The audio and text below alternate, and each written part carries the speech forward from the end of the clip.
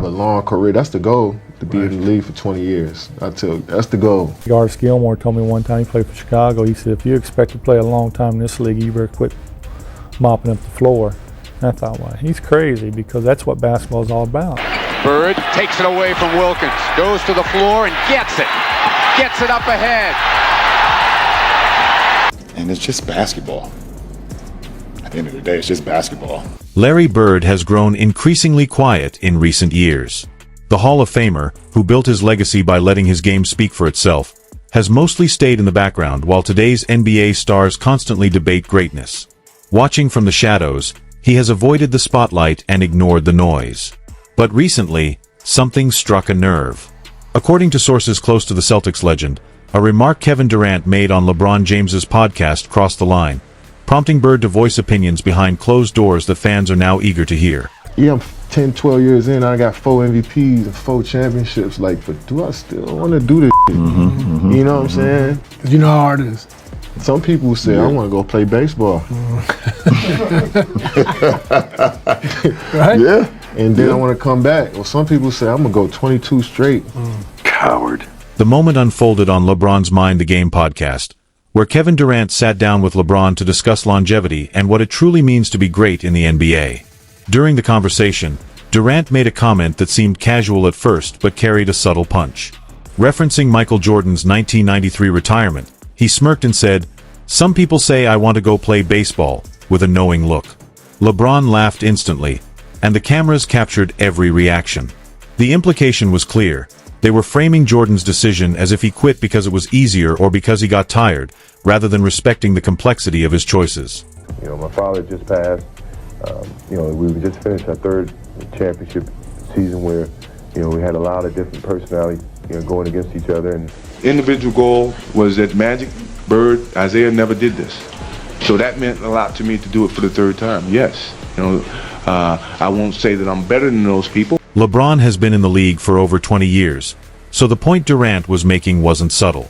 In the NBA, longevity equals toughness. Staying on the court signals more dedication than stepping away. But that's exactly where the disrespect lies, and why Larry Bird reportedly lost his patience.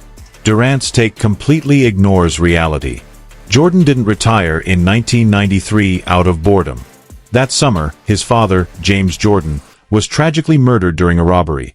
The man who had shaped Michael's life and career was gone. Everything changed in an instant. At the time, Jordan had just secured his 3rd straight championship and was at the absolute pinnacle of basketball. He stepped away to process real grief and honor his father's memory, pursuing a dream they had shared, playing professional baseball. So when Durant casually drops that "some people play baseball" line with a smirk, it isn't harmless banter. He's reducing one of the darkest moments in Jordan's life to a slick joke, making it seem like Jordan was weak for stepping back. And with LeBron sitting there laughing, it was essentially an endorsement of that disrespect. I competed hard. I played the game the way it was supposed to be played. I played injured, and I played with a lot of pride. So I owe everything to the NBA. Michael Jordan, the Magic Johnsons, Larry Bird, Charles Barkley, we earned what we got. When the corporate America came to us, we had a game that could validate their admiration and sponsorship and all that, yeah. Now they get that before they play one game. Yeah. So you're rolling the dice to see if this kid's ever going to be good or not. Yeah. So in essence, you're paying the kid off of potential. Yeah. That he may be great. You don't think that's good? No, because I think it sets bad work ethic. When you get something so easily, you're not going to work as hard. That's what reportedly pushed Larry Bird over the edge, because Bird understands pain. He ended his career battling back issues so severe that he had to lie flat on the floor before games just to be able to move. He knows what it means to push through injury, loss, pressure, and adversity. And Bird also knows that Michael Jordan didn't quit in 1993. He chose to be human. To be clear, Jordan's first retirement wasn't the result of choking in the playoffs or being embarrassed on the biggest stage. What's happened to the rivalries in today's game?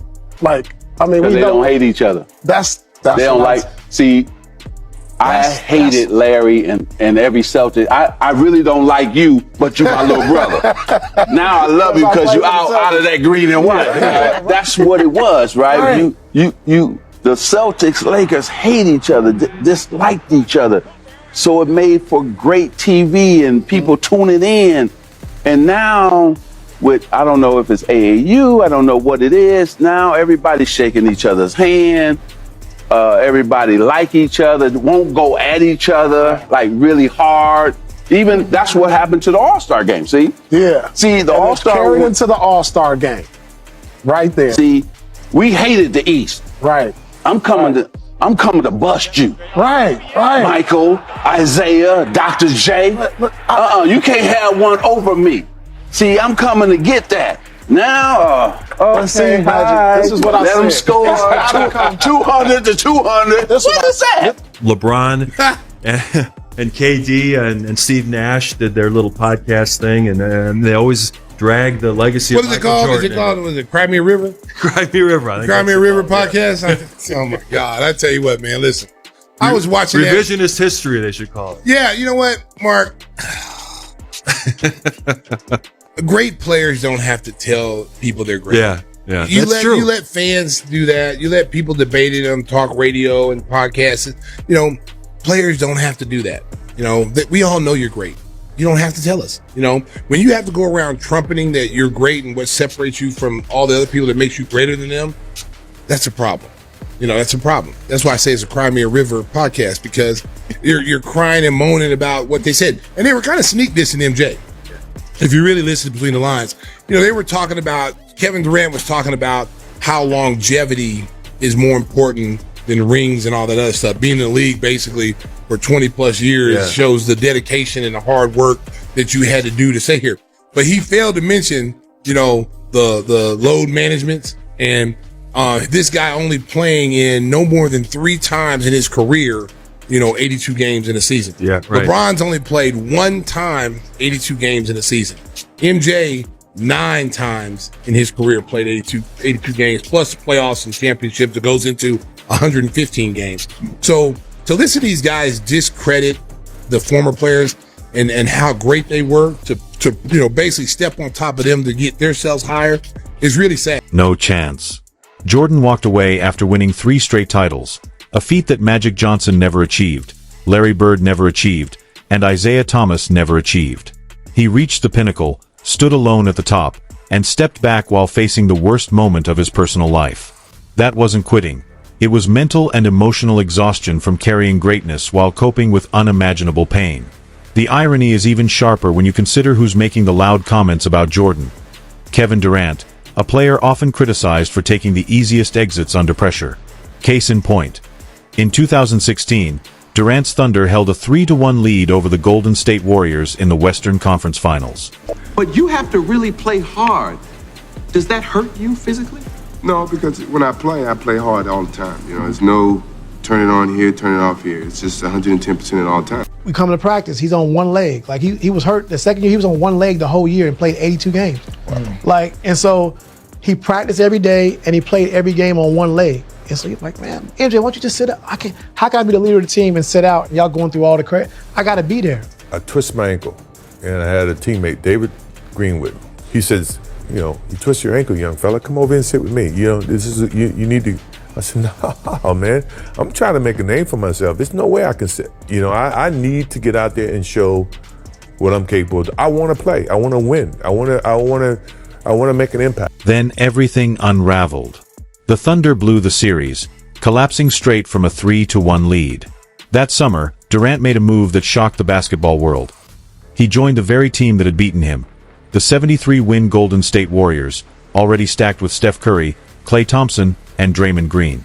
Many fans still view the decision as one of the weakest in modern NBA history. And it didn't end there. When things got complicated in Brooklyn, Durant sought a trade instead of sticking it out under pressure. Later, he landed in Phoenix. And when that situation didn't unfold perfectly, rumors about moving again began.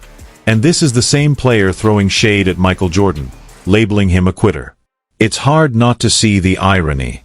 Like you mentioned a little bit about today's game, because we had Club on here and he talked about load management. He said, I don't know what the hell that is. Where is it going? And that's number one. And number two, how do we get it back? Even for me, I love the NBA game, but then I turn on to a game, right? And then the stars are not playing because of Lowe's management. It's hurting the game.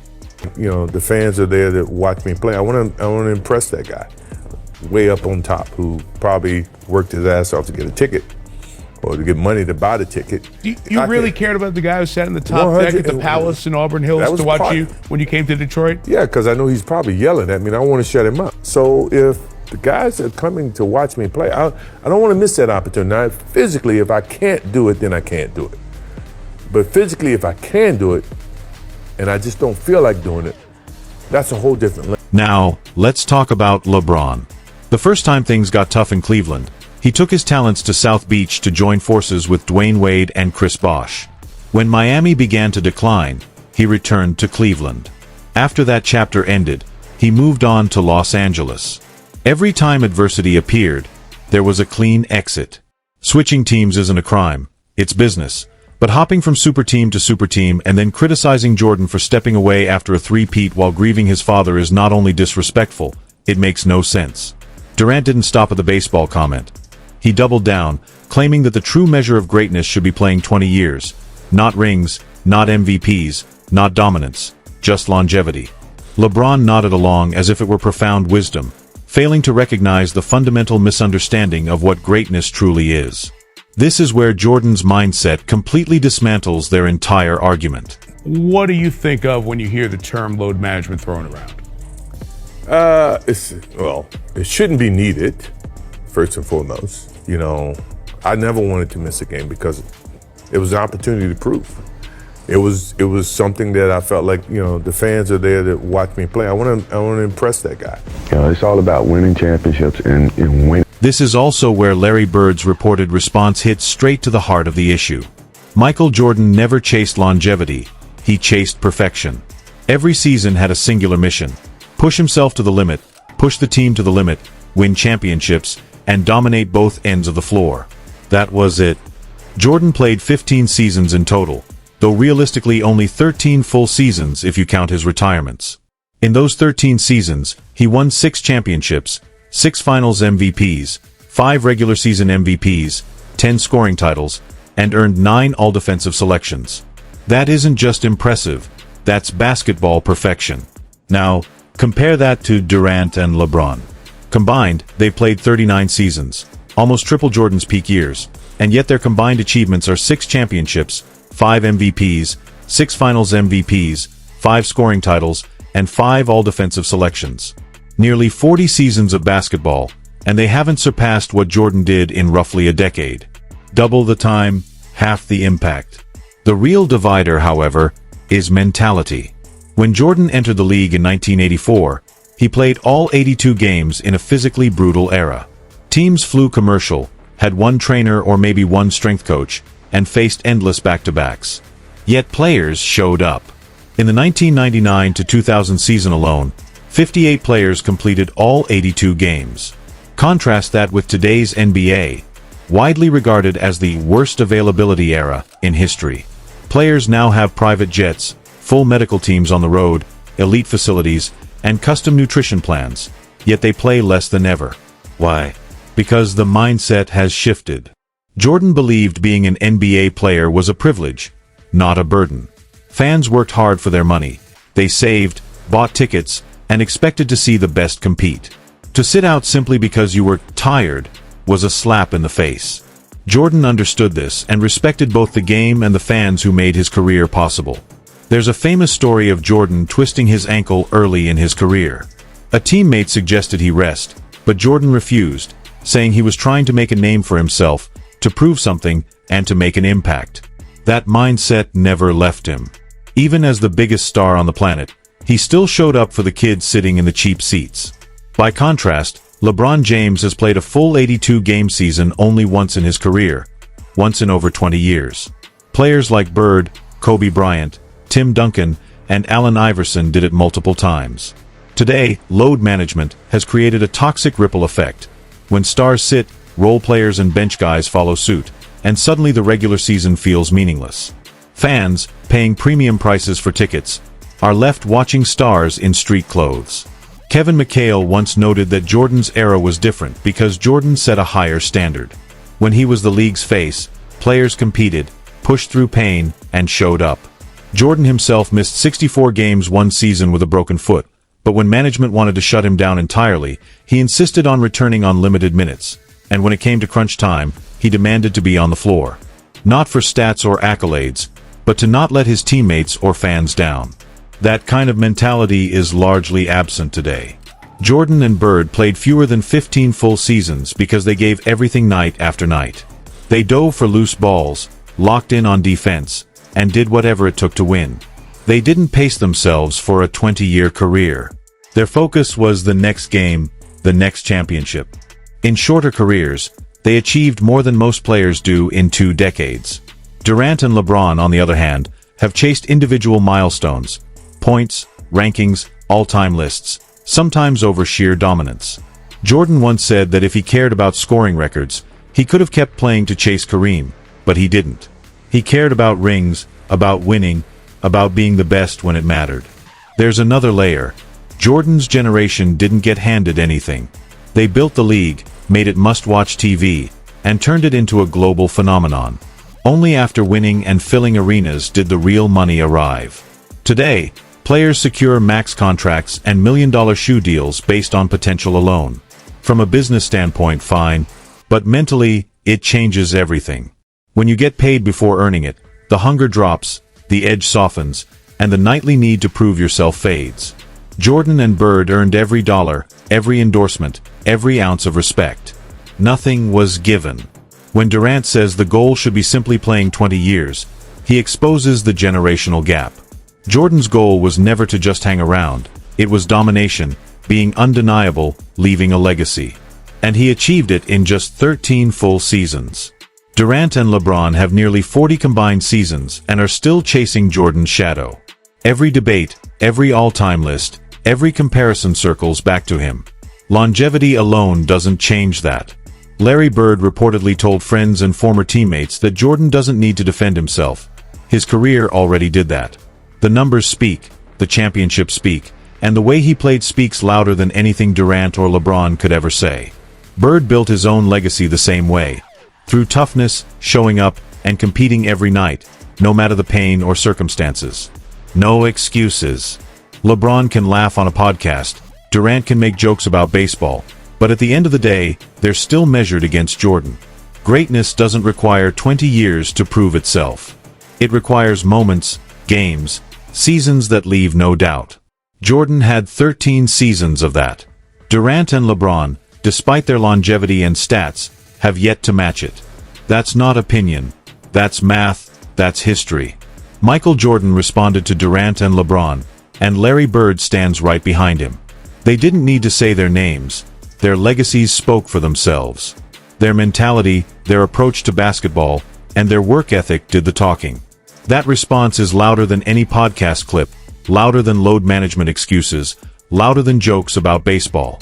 When the dust settles, Jordan remains at the top, and everyone else is still looking up, wondering what it felt like to be that great.